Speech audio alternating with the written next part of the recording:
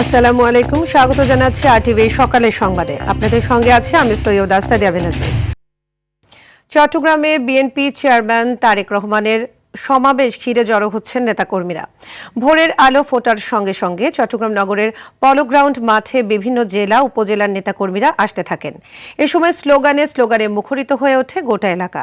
দীর্ঘ প্রায় 2 দশক পর দলের চেয়ারম্যান তারেক রহমানের চট্টগ্রাম আগমন ও মহাসমাবেশকে ঘিরে নেতাকর্মীদের মধ্যে উচ্ছ্বাসে আশপাশ ছেয়ে গেছে ব্যানার ফেস্টুনে। এছাড়া সমাবেশ স্থল ও আশেপাশের এলাকায় বিপুল পরিমাণ আইনশৃঙ্খলা রক্ষাকারী বাহিনীর সদস্য মোতায়েন রয়েছে। চট্টগ্রাম সফর শেষে ফেনী, কুমিল্লা ও নারায়ণগঞ্জে একাধিক পথসভায় অংশ নেওয়ার কথা রয়েছে বিএনপি চেয়ারম্যানের।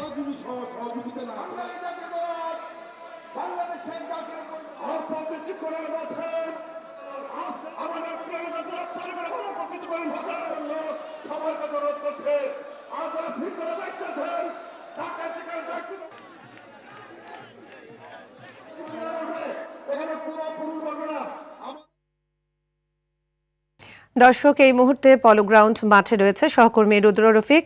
সরাসরি যুক্ত হচ্ছি তার সাথে। রফিক, তারেক রহমানের সমাবেশকে ঘিরে নেতাকর্মীদের মধ্যে উচ্ছ্বাস উদ্দীপনা কেমন দেখতে পাচ্ছেন এবং সেখানকার নিরাপত্তা ব্যবস্থা নিয়ে আমাদের জানাবেন।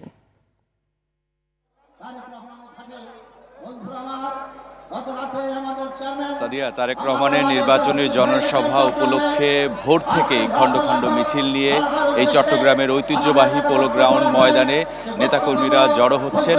আমরা দেখেছি যে খণ্ড খণ্ড মিছিল নিয়ে আসছেন চট্টগ্রামের বিভিন্ন থানা, বিভিন্ন ইউনিট এবং যে চট্টগ্রামের যে 16টি আসন রয়েছে সেই 16টি আসন থেকে নেতাকর্মীরা মিছিল নিয়ে চট্টগ্রাম পোলো গ্রাউন্ড ময়দানে আসছেন। ইতোমধ্যেই কিন্তু এই জনসভাটি জনসমুদ্রে রূপ নিয়েছে। এখনও প্রায় 1 থেকে 1.5 ঘন্টা বাকি এই জনসভার। তার আগেই আসলে নেতাকর্মীদের উপস্থিতিতে এই মাঠটি আসলে পরিপূর্ণ হয়ে গেছে। আপনাকে একটু জানিয়ে রাখি, দীর্ঘ প্রায় 21 বছর পর বিএনপি চেয়ারম্যান তারেক রহমান আজকের এই চট্টগ্রামে এসে বক্তব্য দিবেন। এর আগে 2005 সালে তিনি যখন বিএনপির সিনিয়র যুগ্ম মহাসচিব ছিলেন, সে সময় তিনি চট্টগ্রামে একটি নির্বাচনী সমাবেশে বক্তব্য দিয়েছিলেন।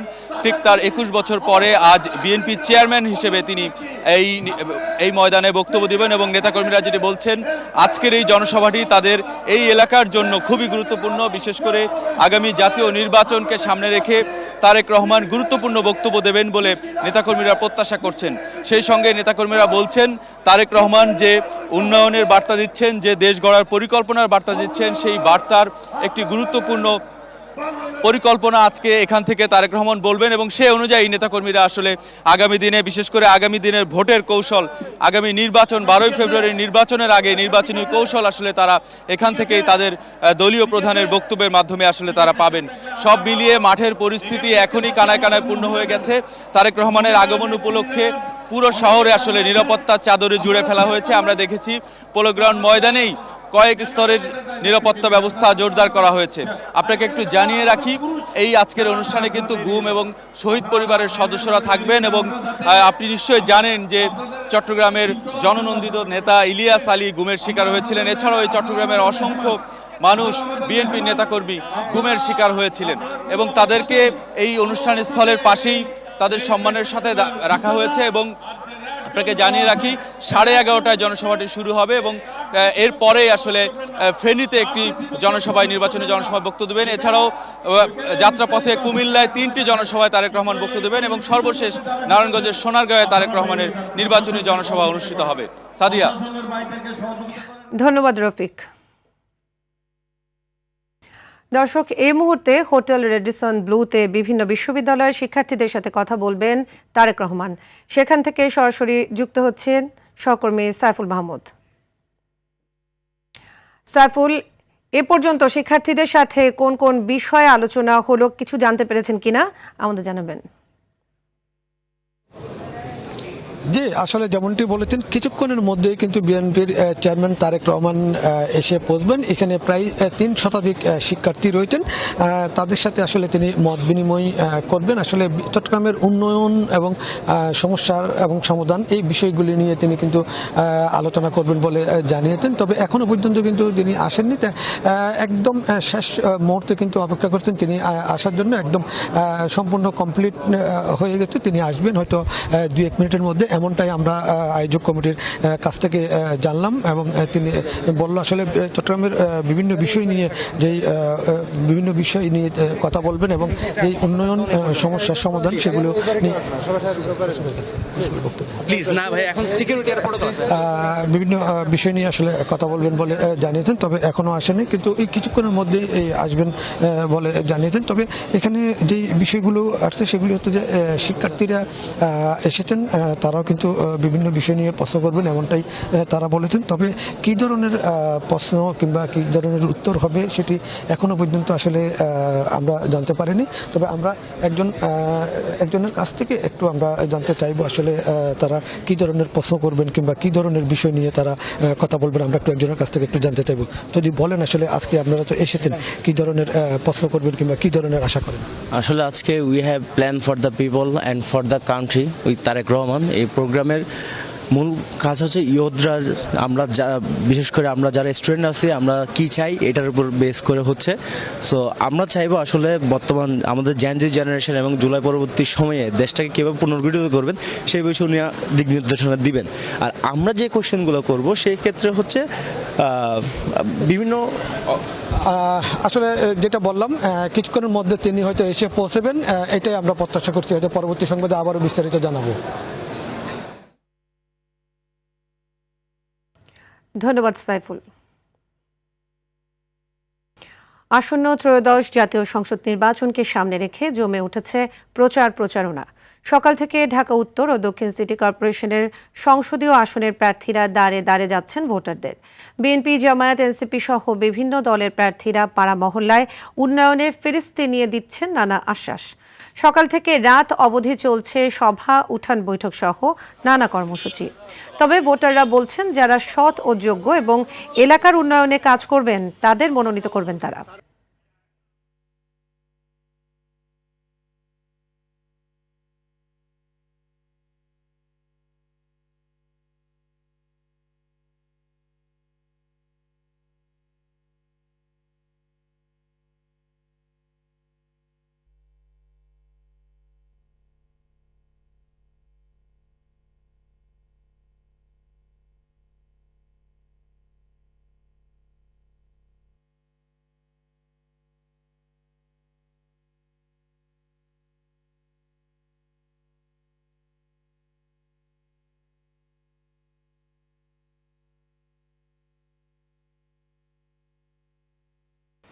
দর্শক, ঢাকা 17 আসনে তারেক রহমানের পক্ষে গণসংযোগ করছে স্থানীয় বিএনপি নেতাকর্মীরা। এই মুহূর্তে মহাখালী ওয়ারলেস গেট এলাকা থেকে নির্বাচনী প্রচারণার খবর জানতে যুক্ত হচ্ছেন সহকর্মী জাহিদ রহমান। জাহিদ, ঢাকা 17 আসনে নির্বাচনী প্রচারণা কেমন দেখছেন? আচ্ছা, চতুর্থ দিন প্রার্থীরা কি বলছেন এবং ভোটাররা কেমন সাড়া দিচ্ছেন তাতে? এই মুহূর্তে আমি দাঁড়িয়ে আছি ঢাকা 17 আসন, যেখানে বিএনপি চেয়ারম্যান তারেক রহমান সরাসরি এই আসনটিতে লড়াই করছেন। এছাড়া এখানে জামায়াতের প্রার্থী এস.এম. খালিদুজ্জামান তিনিও লড়াই করছেন। এছাড়া ইসলামী আন্দোলন, জাতীয় ফ্রন্ট এই প্রার্থীগুলো লড়াই করছেন। এবং ইতিমধ্যে আপনি দেখতে পাচ্ছেন যে প্রার্থীর পক্ষে যেহেতু তারেক রহমান এখানে দাঁড়িয়েছেন, এখানে যে বিএনপি থানা, বনানী থানা বিএনপি এবং 20 নং ওয়ার্ড যারা রয়েছেন নেতাকর্মীরা রয়েছেন, তারা সেখানে মূলত তাদের পক্ষে প্রচারণা চালাচ্ছেন। এবং প্রার্থীরা তাদের নানা রকমের যে আশ্বাস ভোটারদেরকে দেওয়ার এবং যে এলাকা উন্নয়নের জন্য এবং এই আসনগুলোতে যে বিশেষ করে যে উন্নয়নগুলো হবে সেই ধরনের প্রতিশ্রুতি দিচ্ছেন এবং ভোটারদের কাছ থেকে জানতে চাচ্ছেন যে তাদের প্রত্যাশা কী রয়েছে, সেই প্রত্যাশা পূরণের জন্য যতটুকু অঙ্গীকার করা দরকার এবং যে সমস্যাগুলো রয়েছে সেই সমস্যাগুলো চিহ্নিত করার পাশাপাশি সেই সমস্যাগুলো সমাধানের আশ্বাসও প্রার্থীরা দিচ্ছেন। এছাড়া আমরা অন্যান্য ঢাকা উত্তরের যে অন্যান্য আসনগুলো রয়েছে সেই আসনগুলোতে আমরা দেখেছি যে প্রার্থীরা গণসংযোগে যে বিভিন্ন কর্মসূচি রেখেছেন তা বেলা গড়ার সাথে সাথে কর্মসূচিগুলো তারা বেশি করছেন এবং বিশেষ করে বেলা 11টার পর থেকে বিভিন্ন গণসংযোগ কর্মসূচি তারা করবেন এবং সেই কর্মসূচির মাধ্যম দিয়ে আসলে ভোটারদের দ্বারে দ্বারে একদম পৌঁছানোর চেষ্টা করছে। এখানে যারা বিভিন্ন ব্যবসায়ী রয়েছেন তাদের আসলে এখানে উদ্দেশ্য হচ্ছে যে তাদেরকে সমন্বিত করে যে নির্বাচনটা হচ্ছে জাতীয় সংসদ নির্বাচন, সেই স্বতঃস্ফূর্তভাবে যেন সবাই অংশগ্রহণ এবং ভোট প্রদান করে তাদের যে নাগরিক অধিকার প্রয়োগ করে এবং যোগ্য ব্যক্তি যারা রয়েছেন সেই যোগ্য ব্যক্তিকে নির্বাচিত করেন। সেই জন্যই তারা মূলত ভোটারদের দ্বারে দ্বারে যাচ্ছেন এবং ভোটাররাও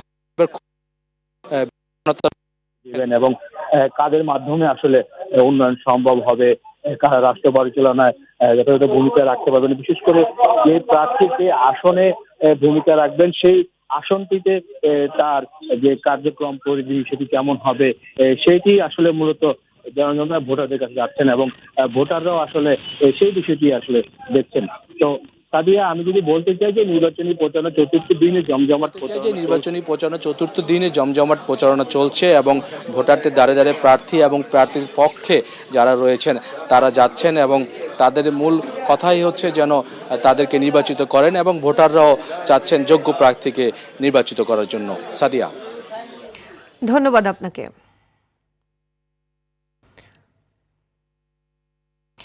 এবার অন্যান্য প্রসঙ্গ। চাকরিরত বিদ্যালয়ের তথ্য গোপন করে জাল নথি দাখিলের মাধ্যমে একই সঙ্গে 2 শিক্ষা প্রতিষ্ঠানে চাকরি করছেন মাসুদুজ্জামান। প্রথমে স্কুলের কম্পিউটার বিভাগের এই সহকারী শিক্ষক জাল নিয়োগপত্র ও ছাড়পত্র দাখিল করে নিয়েছেন আরেক বিদ্যালয়ে সহকারী প্রধান শিক্ষকের চাকরি। পদত্যাগ না করেই 5-6 মাস ধরে প্রথম স্কুলে রয়েছেন অনুপস্থিত। অভিযোগের বিষয়ে জানতে চাইলে সেখানেও মিথ্যা বলেন ও ছল চাতুরির আশ্রয় নেন অভিযুক্ত মাসুদুজ্জামান। আর বাদলের রিপোর্টে দেখুন বিস্তারিত। মাসুদুজ্জামান ফরিদপুর জেলার সদরপুরের ইব্রাহিম মুন্সির কান্দি গ্রামের আব্দুল হামিদ মিয়ার ছেলে। চর নাসিরপুর উচ্চ বিদ্যালয়ে 2013 সালের 6 জানুয়ারি কম্পিউটার বিভাগে সহকারী শিক্ষক হিসেবে নিয়োগ পান। তার এমপিও ভুক্তি আইডি 10790559।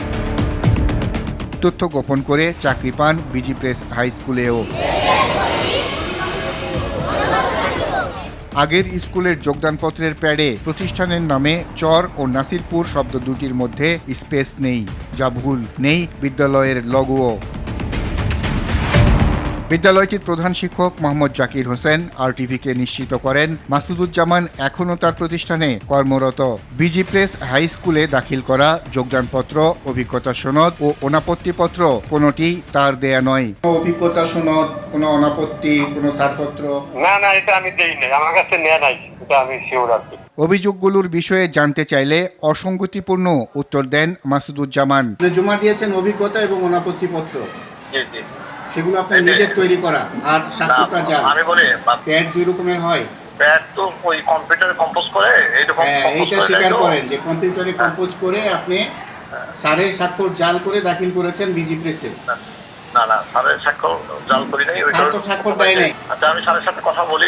এমন শিক্ষকের বিরুদ্ধে কঠোর পদক্ষেপ চান বিজি প্রেস হাই স্কুলের শিক্ষার্থীরা। শিক্ষক হিসেবে তো কোনো খারাপ কিছু করা উচিত না ওনার, তাহলে আমরা কি শিখব? অবশ্যই তার যথাযথ পদক্ষেপ নেওয়া উচিত, তিনি যে অন্যায় করেছে। ক্ষুব্ধ শিক্ষকরাও।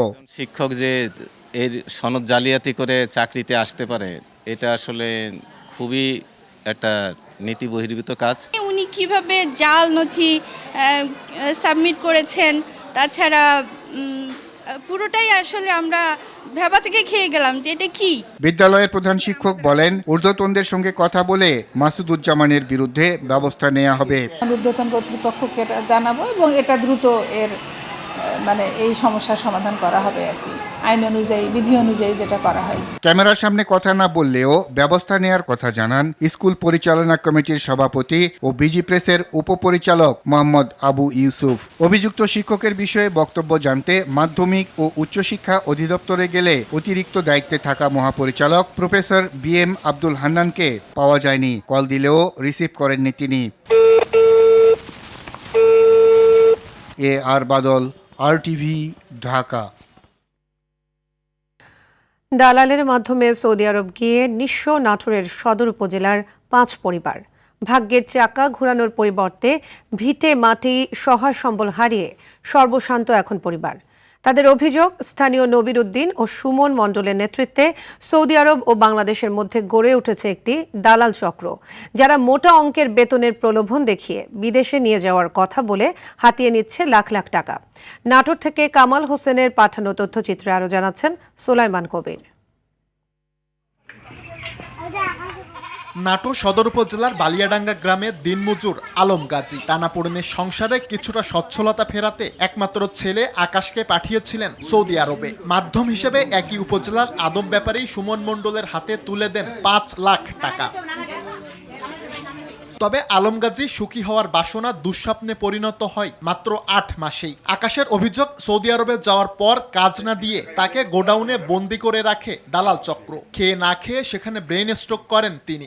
রুমের ভিতর নিয়ে যায় 30-35 জন একসাথে, কাজ দেওয়ার কথা কয়ে কাজ দেয় নেই। পরে ছেলেকে বাঁচাতে কোনো দাবি নেই শর্তে পরিবারের কাছ থেকে ফাঁকা স্ট্যাম্পে স্বাক্ষর নিয়ে অসুস্থ আকাশকে দেশে ফেরত পাঠায় দালাল চক্র। সুমন ফাঁকা স্ট্যাম্পে সই নেয়, এইভাবে সই নিয়ে আমার জিম্মি করে আমার ছেলে তারপর দেশে পাঠায়। আমার সন্তান যেরকম সুস্থভাবে লিছে, সুস্থভাবে আমার সন্তান আমার কাছে ফিরে দিক। স্থানীয়দের অভিযোগ, আকাশের মতো বিদেশ নিয়ে যাওয়ার কথা বলে একই গ্রামের আরো 5 পরিবারকে নিঃস্ব করেছে সুমন ও নবীর চক্র। এই গ্রাম থেকে 5 জন লোক ওরা এই দালালের মাধ্যমে গেছে, 5 জনই একই অবস্থা। দালালের নাম হচ্ছে সুমন, তারপরে তার এক ভগ্নিপতি নাম হচ্ছে আলম। তবে অভিযুক্ত সুমনের দাবি, সৌদি গিয়ে কাজে যোগ দিলেও অতিরিক্ত মোবাইল ফোন ব্যবহার করায় আকাশকে চাকরিচ্যুত করে কোম্পানি। আর নবির উদ্দিন সৌদি আরব থাকাই রয়েছেন ধরাছোঁয়ার বাইরে। ইউটিউব, ফেসবুক দেখা গেছে উঠতি বয়সীর ছেলে, ওগুলার নেশা ছিল, পরে না করে দিছে। আর আমি বলি যে ওকে পুনরায় ওই কোম্পানিতেই আসতে, কিন্তু কোম্পানিতে না এসে ওরা বলছে যে কোনো সমস্যা নাই, দেখা গেছে আমাদের ছেলে অন্য জায়গায় চলে গেছে, কাজ করতেছে, ভালো আছে। তদন্ত সাপেক্ষে দালাল চক্রকে আইনের আওতায় আনার পাশাপাশি ভুক্তভোগীদের ক্ষতিপূরণ দেওয়ার দাবি এলাকাবাসীর। সুলাইমান কবির, RTV। এবার খেলার খবর। শেষ পর্যন্ত টি-20 বিশ্বকাপ থেকে বাংলাদেশকে বাদ দিল আইসিসি। এক ইমেইল বার্তায় গ্রুপ সিতে বাংলাদেশের জায়গায় স্কটল্যান্ডকে নেয়ার কথা জানিয়েছে বিশ্ব ক্রিকেটের নিয়ন্ত্রক সংস্থা। এ ঘটনায় কড়া প্রতিক্রিয়া জানিয়েছে পাকিস্তান ক্রিকেট বোর্ড। আতিকুল ইসলাম শাকিলের সহযোগিতায় আরও জানাচ্ছেন সর্দার রাজীব। 20 দিনের টানাপড়েন উত্তেজনা শেষ হলো একটি মেইলের মাধ্যমে। অবশেষে অফিসিয়ালি নিশ্চিত হলো আসন্ন টি-20 বিশ্বকাপে খেলা হচ্ছে না বাংলাদেশের। রাত 8টায় এক ইমেইল বার্তা পাঠিয়ে বিষয়টি সংবাদ মাধ্যমকে জানিয়ে দেয় আইসিসি, যেখানে বলা হয় ভারতে খেলতে না চাওয়ায় বাংলাদেশকে বাদ দিয়ে সেখানে স্কটল্যান্ডকে নেওয়া হচ্ছে। ভারতের মাটিতে বাংলাদেশের জন্য বিশ্বাসযোগ্য নিরাপত্তা হুমকি না থাকায় শ্রীলঙ্কায় ম্যাচ সরানো হয়নি বলে জানিয়েছে আইসিসি। এছাড়াও টুর্নামেন্ট শুরু হতে কম সময় থাকায় বাংলাদেশের অনুরোধ রাখা সম্ভব নয় বলেও জানায় তারা। আর তাই এই কঠিন সিদ্ধান্ত নেওয়া হয়েছে বলেও বার্তায় জানিয়েছে আইসিসি। বাংলাদেশের দাবি না মানায় আইসিসির দ্বৈত নীতির কঠোর সমালোচনা করেছে পাকিস্তান ক্রিকেট বোর্ড। বাংলাদেশের সঙ্গে অন্যায় করা হচ্ছে বলেও সংবাদ মাধ্যমকে জানিয়েছেন পিসিবি সভাপতি মহসিন নকভি। আমরা মনে করি বাংলাদেশের সঙ্গে অন্যায় করা হচ্ছে। যে কোনো অবস্থায় তাদের বিশ্বকাপে খেলার সুযোগ দেওয়া উচিত। তারা ক্রিকেটের একটি বড় অংশীদার, তাদের প্রতি এই অবিচার করা উচিত নয়। বাংলাদেশ পাকিস্তানের মতোই একটি সদস্য। পাকিস্তান ও ভারতের ক্ষেত্রে যে সুবিধা, সেখানে বাংলাদেশের ক্ষেত্রে আলাদা কেন হবে? এদিকে মিরপুরে বিকেল থেকে পরিচালকদের নিয়ে মিটিং করে বিসিবি বস বুলবুল। 8 ঘন্টার মিটিং শেষে অপেক্ষারত সাংবাদিকদের ব্রিফ করে আইসিসির সিদ্ধান্তের প্রেক্ষিতে নিজেদের অবস্থান জানায় বিসিবি। আমরা রিকোয়েস্ট করেছিলাম শ্রীলঙ্কায় আমাদের খেলাটি স্থানান্তর করার জন্য, বাট আইসিসি সেটাতে সাড়া দেয়নি। বেশ কয়েক দফা মিটিং করার পরও চেষ্টা করেছি আমরা। তো যেহেতু সাড়া দেয়নি, সো এক্ষেত্রে আমাদের আসলে এমন কিছু আর করার নেই, কারণ এটা সরকারের সিদ্ধান্ত। ডিউ টু সিকিউরিটি কনসার্ন তারা মনে করেন যে ইন্ডিয়ায় যে আমাদের জন্য খেলাটা সেফ না, এজন্যই এখানে আমাদের এই সিদ্ধান্তটা সরকার থেকে গ্রহণ করা হয়েছে। এছাড়াও সাকিব আল হাসানকে পরবর্তী জাতীয় দল নির্বাচনে বিবেচনায় রাখার সিদ্ধান্ত হয় বোর্ড সভায়। ফিটনেস এবং অ্যাক্সেসিবিলিটি প্লাস হচ্ছে যেইখানে খেলা হবে ভেন্যুতে, ওখানে যদি প্রেজেন্ট থাকার মতো ক্যাপাসিটি থাকে, অবশ্যই বোর্ড বা সিলেকশন প্যানেল সাকিব আল হাসানকে পরবর্তীতে সিলেকশনের জন্য বিবেচনা করবে। সর্দার রাজীব, RTV, ঢাকা। এবার IDLC পরিবর্তনের পথে বাংলাদেশ। উত্তরবঙ্গের নীলফামারীতে 1000 শয্যার বিশেষায়িত হাসপাতাল করার সিদ্ধান্ত নিয়েছে সরকার। চীনের অনুদানে নির্মিত এই হাসপাতাল নির্মাণ ব্যয় ধরা হয়েছে 2292 কোটি টাকা। আগামী সপ্তাহে অনুষ্ঠেয় অন্তর্বর্তী সরকারের শেষ জাতীয় অর্থনৈতিক পরিষদের নির্বাহী কমিটি একনেকের বৈঠকে এই প্রকল্পটি অনুমোদন হবার কথা রয়েছে। অনুমোদন পেলে 2028 সালের মধ্যে স্বাস্থ্য অধিদপ্তর এটি বাস্তবায়ন করবে। এর আগে 18 জানুয়ারি পরিকল্পনা কমিশনে অনুষ্ঠিত বাংলাদেশ চীন মৈত্রী জেনারেল হাসপাতাল প্রকল্পের মূল্যায়ন সভায় বলা হয়, হাসপাতালের 10 তলা মূল ভবনের সঙ্গে চিকিৎসক ও নার্সদের আলাদা ভবন ও ডরমিটরি এবং কর্মচারীদের জন্য থাকবে পৃথক ভবন। এছাড়াও বর্জ্য ব্যবস্থাপনা, হেলিপ্যাড ও অটোমেটেড অ্যাম্বুলেন্স সিস্টেম রাখা থাকবে হাসপাতালটিতে।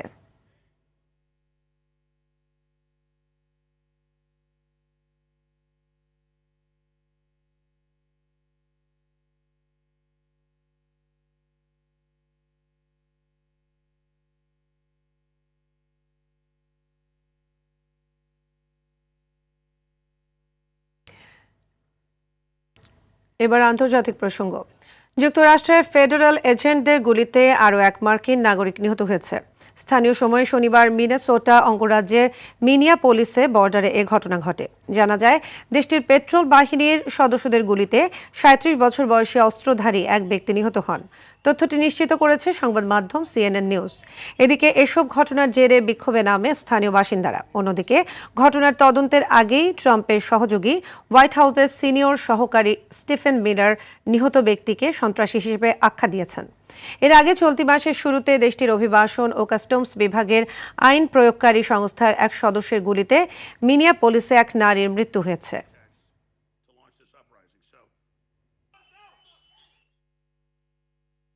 তুষারপাতের পাশাপাশি তীব্র শীতকালীন ঝড়ের কবলে পড়েছে যুক্তরাষ্ট্রের 20 কোটিরও বেশি মানুষ। পরিস্থিতির ভয়াবহতায় দেশটির অন্তত 20টি অঙ্গরাজ্যে জরুরি অবস্থা ঘোষণা করা হয়েছে। মার্কিন আবহাওয়া দফতর সতর্কতা জারি করে জানায়, এই ঝড়ে ভারী তুষারপাত, হিমশীতল বৃষ্টি এবং তাপমাত্রা হিমাঙ্কের অনেক নিচে নেমে যেতে পারে। ঝড়ের কারণে এ সপ্তাহে বেশ কিছু ফ্লাইট চলাচলে ব্যাঘাত ঘটেছে। নিউ ইয়র্ক সিটির উত্তর ও পশ্চিমাঞ্চলে 1 ফুট বা তার বেশি তুষারপাতের আশঙ্কা রয়েছে। উত্তর পশ্চিম নিউ জার্সি, হ্যাডসন ভ্যালি এবং পূর্ব পেনসিলভানিয়ার সর্বোচ্চ 18 ইঞ্চি পর্যন্ত তুষার জমতে পারে বলে জানিয়েছে আবহাওয়া অফিস।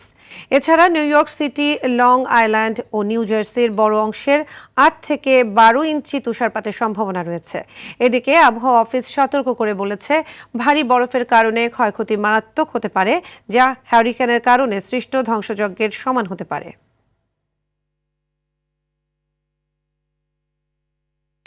চীনের সঙ্গে বাণিজ্য চুক্তি করলে কানাডার সব পণ্যে 100% শুল্ক আরোপের হুমকি দিয়েছেন মার্কিন প্রেসিডেন্ট ডোনাল্ড ট্রাম্প। শনিবার নিজ সামাজিক যোগাযোগ মাধ্যম ট্রুথ সোশ্যালে দেয়া এক পোস্টে এই হুঁশিয়ারি দেন তিনি।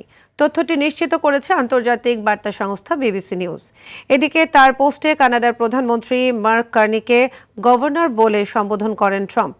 এমনকি কানাডাকে চীনের পণ্যের ড্রপ অফ পোর্ট বানানোর অভিযোগ তোলেন তিনি। তবে এখন পর্যন্ত শুল্ক কার্যকরের কোনো সময়সীমা জানানো হয়নি।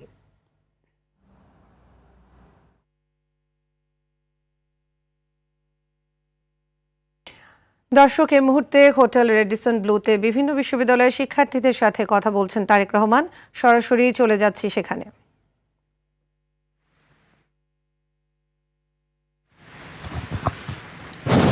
আসসালামু আলাইকুম স্যার, আমি তাসনুবা তাসরিফ। আমি পড়াশোনা করছি চট্টগ্রাম বিশ্ববিদ্যালয়ে ব্যবস্থাপনা বিভাগে 4র্থ বর্ষে। একটু পজ দেই। আপনি আপনার যারা প্রশ্ন করবেন, হয় আমাকে ভাইয়া বলতে পারেন অথবা আমাকে থ্যাংক ইউ স্যার বয়সের হিসাবে আঙ্কেল বলতে পারেন। তবে আঙ্কেল ডাকটা শুনতে খুব একটা পছন্দ করবো না, ভাইয়া বলে ভালো লাগবে। আচ্ছা, ধন্যবাদ। আচ্ছা ভাইয়া, 2020 সালে করোনা টাইমে আমি মাশরুম বিজনেস শুরু করেছিলাম আমার ফ্যামিলিতে, কিন্তু মূলধন স্বল্পতার কারণে আমরা দীর্ঘদিন চালিয়ে যেতে পারি নাই।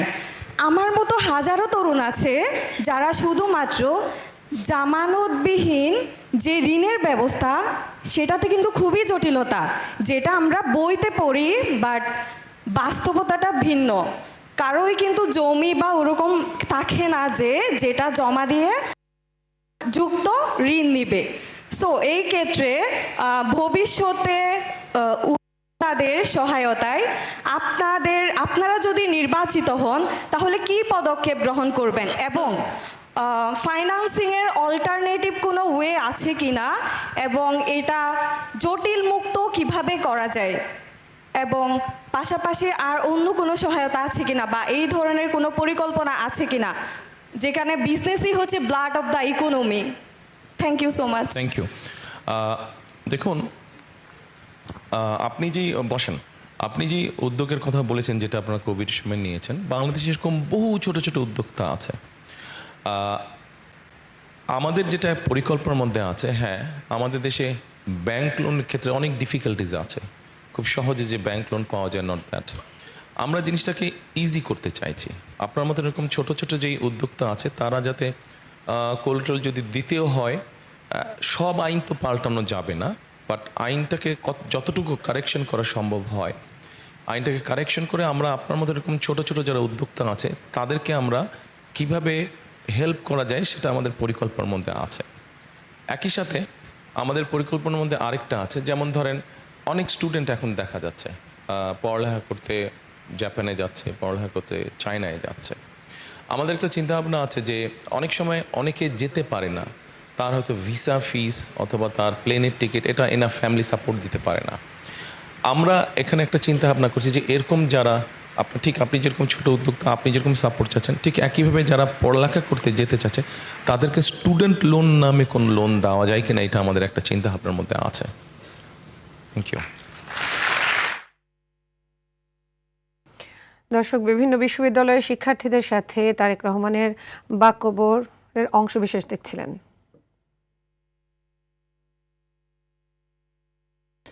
দর্শক, জমে উঠেছে ত্রয়োদশ জাতীয় সংসদ নির্বাচন। আলোচনার ঝড় উঠছে চায়ের কাপে। সেই তর্ক বিতর্ক আলোচনা সমালোচনা তুলে আনতেই আমাদের এবারের আয়োজন হ্যাপি কাউ প্রেজেন্টস চায়ের আড্ডায় নির্বাচন।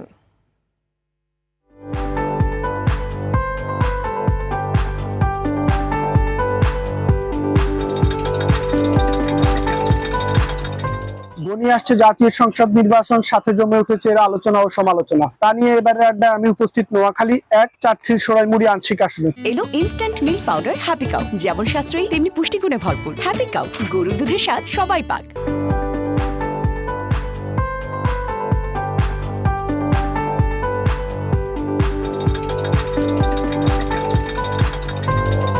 আমাদের এই আসনে এখনই আমরা দেখছি আইন শৃঙ্খলা পরিস্থিতি যথেষ্ট অবনতি। প্রতিদিনই আমাদেরকে শুনতে হচ্ছে কোথাও ডাকাতি হচ্ছে, কোথাও চুরি হচ্ছে, কোথাও পারিবারিক ভাবে হোক এমনি হোক সংঘর্ষ হচ্ছে। রাজনৈতিক সংঘর্ষ ওইভাবে হচ্ছে না, কিন্তু কোনো রকমে আমরা দেখছি প্রশাসন এই ব্যাপারে সামাল দিতে পারছে না। আমার একটা আশঙ্কা আছে 12 তারিখে যে নির্বাচনটা, এর আগে যদি এগুলাকে কন্ট্রোল না করা হয় তাহলে নির্বাচনে বড় ধরনের কোনো সংঘর্ষ ঘটে যেতে পারে। তরুণ যারা ভোটার হয়েছে তারা অধিক আগ্রহে রয়েছে যে আমরা এবার নতুন করে ভোট দিতে পারবো। তো আসলে আমি মনে করি এই ত্রয়োদশ জাতীয় সংসদ নির্বাচনে নোয়াখালী 1 চাটখিল সোনাইমুড়ি আসনে অবাধ এবং সুষ্ঠু একটা নির্বাচন হবে। 5 আগস্টের পর আমরা যেভাবে দেখতেছি প্রশাসন, বর্তমান সরকার নির্বাচন নিয়ে আগ্রহিতা, এভাবে যদি প্রশাসন যদি নিজে খেয়াল রাখে, নিজে যদি সচেতন করে থাকে, তাহলে নির্বাচন সুস্থ হবে এবং আমরা ভোট কেন্দ্রে যাইয়া ভোট দিতে পারবো। যদি এই নির্বাচন আমরা সুষ্ঠু, অবাধ এবং নিরপেক্ষভাবে করতে না পারি এবং যোগ্য ব্যক্তিদেরকে আমরা পার্লামেন্টে আনতে না পারি, তাহলে আমাদের এই বিগত 17 বছরের জুলুম নির্যাতন যাই রকম গেছে, আগামীতে আমাদের কপালে খুব অনেক বড় ধরনের অলক্ষণই আছে। দর্শক, হ্যাপি কাউ চায়ের আড্ডায় নির্বাচন আজ এই পর্যন্তই। ভালো থাকুন, সুস্থ থাকুন আর নির্বাচনী সকল বার্তা পেতে RTVর সাথেই থাকুন। সকালের সংবাদ এ পর্যন্তই। মধ্যাহ্নের সংবাদ দুপুর 12টায় দেখার আমন্ত্রণ রইল। ধন্যবাদ সবাইকে।